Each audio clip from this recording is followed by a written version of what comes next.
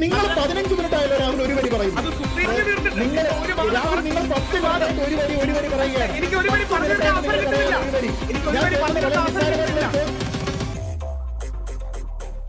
അപ്പൊ ഈ ഒരെണ്ണം പറഞ്ഞുകൊണ്ട് എല്ലാ വകുപ്പിലും എങ്ങനെ ന്യായീകരിച്ചോ?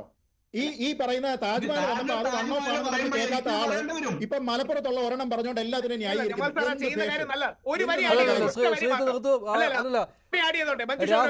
രാഹുൽ ഈ ഓവർ ക്ലെയിമിന്റെ കാര്യങ്ങൾ ഒരുപാട് വരുന്നുണ്ട്. ഇന്ന് കേന്ദ്രമന്ത്രി ലോക്സഭയിൽ സംസാരിച്ചപ്പോഴും ഈ ഓവർ ക്ലെയിമിന്റെ കാര്യങ്ങൾ പറഞ്ഞിരുന്നു. അത് മാത്രമല്ല വഖഫ് അവർ തന്നെ മറ്റാവശ്യങ്ങൾക്ക് നൽകുന്നത് എന്ന് കർണാടകത്തിലെ 29,000 ഏക്കറിന്റെ കാര്യം വെച്ചുകൊണ്ട് അദ്ദേഹം പറയുകയാണ് വാണിജ്യ ആവശ്യങ്ങൾക്ക് നൽകിയിട്ടുണ്ട് എന്ന്.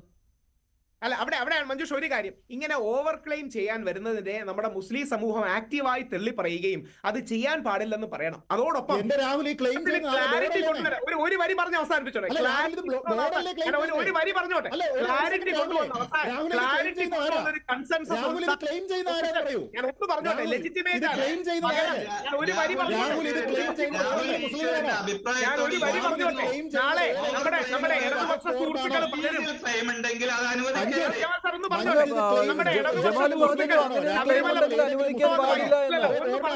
ഒരു വരിയിൽ തീർക്കാം. ശബരിമല ബുദ്ധിസ്റ്റ് ക്ഷേത്രമാണെന്ന് ക്ലെയിം ചെയ്യാറില്ലേ? നമ്മൾ വിട്ടുകൊടുക്കാറുണ്ടോ? നമ്മുടെ കമ്മ്യൂണിസ്റ്റ് പറയുന്നുണ്ട്, നമ്മൾ വിട്ടുകൊടുക്കാറുണ്ടോ? എത്രയോ നമ്മുടെ അമ്പലങ്ങളെ എങ്ങനെ ക്ലെയിം ചെയ്യുന്നു, എത്രയോ നമ്മുടെ അമ്പലങ്ങളെ ക്ലെയിം ചെയ്യുന്നു, എത്രയോ ഒരു വരിയൊന്നും തീർന്നു. എന്റെ വാദം മുമ്പോട്ട് വെച്ചോളൂ. അങ്ങ് ഖണ്ഡിച്ചോളൂ. എന്റെ വാദം മുമ്പോട്ട് വെക്കാൻ ഖണ്ഡിച്ചോളൂ. എന്റെ വാദം മുമ്പോട്ട് വെക്കാൻ. അപ്പോ അടക്കമുള്ള എത്രയോ അമ്പലങ്ങൾ പലരും ക്ലെയിം ചെയ്യുന്നു, അല്ലെങ്കിൽ അപ്പോ ഇത്തരം ഓവർ ക്ലെയിമുകളെ നമ്മൾ ഡിസ്കറേജ് ചെയ്യണം. ഞാൻ ആ വാദം ഒന്ന് മുമ്പോട്ട് വെച്ചോട്ടെ. ഞാൻ ആ വാദം നമ്മുടെ അമ്പലങ്ങളെ പലരും അമിതമായി ക്ലെയിം ചെയ്യുന്നത് പോലെ മുസ്ലിങ്ങളുടെ ഭാഗത്തു നിന്നും തെറ്റുണ്ടാകാം, അല്ലെങ്കിൽ നമ്മുടെ ഭാഗത്തു നിന്നും അമ്പലങ്ങൾ പറഞ്ഞോ. ഞാനൊന്ന് പറയുന്ന പല എന്റെ മറുപടി ഒന്ന് കേട്ടോ. എനിക്കൊരു ചോദ്യമാണുള്ളത്. നിങ്ങൾ 10 മിനിറ്റായിട്ട് ഒരു വരി പറയുകയാണ്. എനിക്ക് ഒരു വരി പറഞ്ഞു ചോദ്യം ഒറ്റ വരി ഞാൻ പറയട്ടെ. പലപ്പോഴും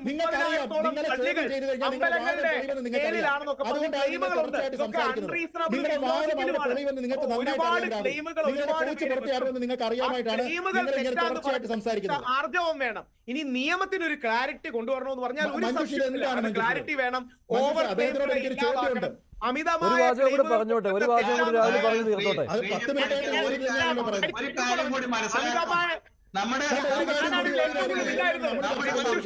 ശരി രാഹുൽ, ഒരു വാചകം പറഞ്ഞു തീർത്തു മനസ്സിലാക്കുന്നു കേട്ടോ. ജമാൽ, ഒരു പ്രധാന കാര്യം നമ്മൾ ചർച്ച ചെയ്തില്ല. ജമാൽ ഗവൺമെന്റ് ഡിപ്പാർട്ട്മെന്റ് ഉണ്ടായിരുന്നു.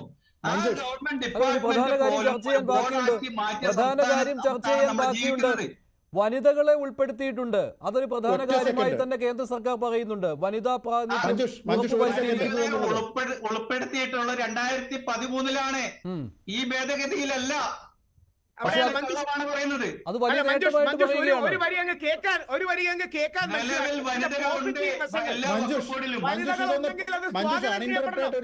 നോൺ മുസ്ലിംസ് വേണ്ട മഞ്ജുഷ്. അതാണ് ഇതിലെ ബാലൻസ്. വനിതകൾ സ്വാഗതം ചെയ്യപ്പെടണം.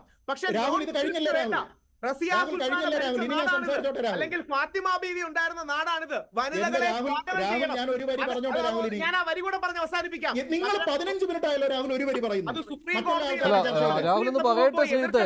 ഇല്ലെങ്കിൽ നാളെ കോൺടെക്സ്റ്റ് ഒന്നുമില്ല. നിയമത്തിൽ എഴുതിയിരിക്കുന്നതാണ് കോൺടെക്സ്റ്റ്. നിങ്ങൾ വ്യാഖ്യാനിക്കുന്നതല്ല. നിയമത്തിൽ എഴുതിയിരിക്കുന്നതാണ് കോൺടെക്സ്റ്റ് രാഹുൽ. നിയമത്തിൽ എഴുതിയിരിക്കുന്നതാണ് കോൺടെക്സ്റ്റ്. നിങ്ങൾ വ്യാഖ്യാനിക്കുന്നതല്ല കോൺടെക്സ്റ്റ്. നിയമത്തിൽ നിങ്ങൾക്ക് തോന്നുന്ന റീസൺ എന്ന് പറഞ്ഞു കഴിഞ്ഞാൽ നിങ്ങൾ എടുക്കാമെന്നാണ്. നിങ്ങൾക്ക് അങ്ങനെ എടുക്കാൻ പാടില്ല. അങ്ങനെ ഒരു കാര്യം തിരുവിതാംകൂർ ദേവസ്വം ബോർഡിൽ ഇല്ല. If you have reason to believe നിങ്ങൾക്ക് സ്ഥലം എടുക്കാം എന്ന് തിരുവിതാംകൂർ ദേവസ്വം ബോർഡിൽ ഇല്ല. ഞാൻ അവസാനിപ്പിക്കുകയാണ്. ശ്രീജിത്ത്, രാഹുൽ നിങ്ങളുടെ തർക്കമായി മാറുകയാണ്. ഞാൻ അവസാനിപ്പിക്കുകയാണ്. ജമാൽ എന്താണ് 40 സെക്ഷൻ തെറ്റാണ്. എങ്ങനെ ക്ലെയിം ചെയ്യുമ്പോൾ ഒന്ന് പറഞ്ഞു തരൂ. ഏത് നിയമപ്രകാരം ക്ലെയിം ചെയ്യും? ഏതാണ് ഒരു പ്രോപ്പർട്ടി, സാധാരണക്കാരുടെ ഒരു പ്രോപ്പർട്ടി ഇത് വഖഫാണെന്ന് പറഞ്ഞ് ക്ലെയിം ചെയ്യാൻ ഏത് നിയമവ്യവസ്ഥയിലാ പറ്റുമോ? തിരുച്ചെന്തൂരിൽ ചെയ്തിരിക്കുന്ന പോലെ ഇത് ഞങ്ങളുടെ പ്രോപ്പർട്ടിയാണെന്ന് പറഞ്ഞിട്ട് കളക്ടറെയും രജിസ്ട്രാറിനെയും നിങ്ങൾ കോൺടാക്ട് ചെയ്യുന്നു. ഇത് വെച്ചിട്ട് ഇതിൽ പറഞ്ഞിട്ടുണ്ട് നിങ്ങൾ പറയുന്ന കാര്യങ്ങൾ എക്സിക്യൂട്ട് ചെയ്യുന്ന ആര് വഴിയാണ്?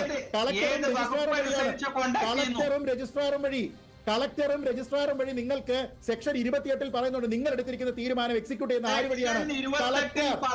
കളക്ടർ.